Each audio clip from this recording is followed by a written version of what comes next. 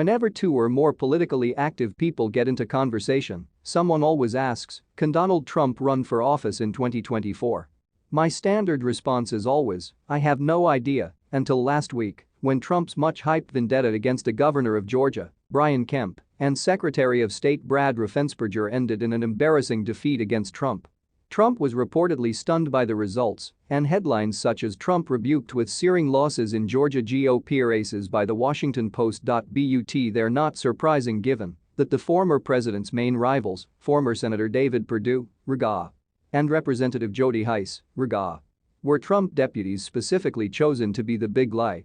Eternal mantra about 2020 to promote stolen election. Trump's rejection in Georgia has Republicans speculating on his demise of his royal power, openly challenging him as he loses his vice grip on the party and potentially jeopardizes his frontrunner status.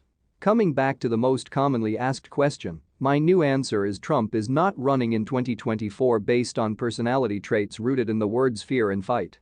We begin with fear indirectly instilled in young Donald Trump's psyche by Fred, his overbearing father who required his son to always win and show strength but never weakness. Fred taught Donald that he can lie or twist the truth but can never go back. As a result, Trump developed an unnatural fear of losing or being labeled a loser. This grueling family dynamic was detailed in Mary Trump's book Too Much and Never Enough, subtitled How My Family Created the World's Most Dangerous Man. Donald Trump's niece is a clinical psychologist whose best-selling book was published in July 2020. Later, during a television appearance on December 3, 2020, Mary stated, "There's no way Trump thinks he lost the election.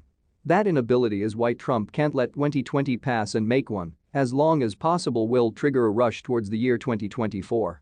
But ultimately, Trump's fear of losing is arguably stronger than his willingness to take risks. Moreover, during a second re-election campaign, the former president would find it difficult to use the same prescient excuse first announced in a May 25, 2020 Politico headline, Trump predicts fixed election. Democrats, they see a constitutional crisis in production.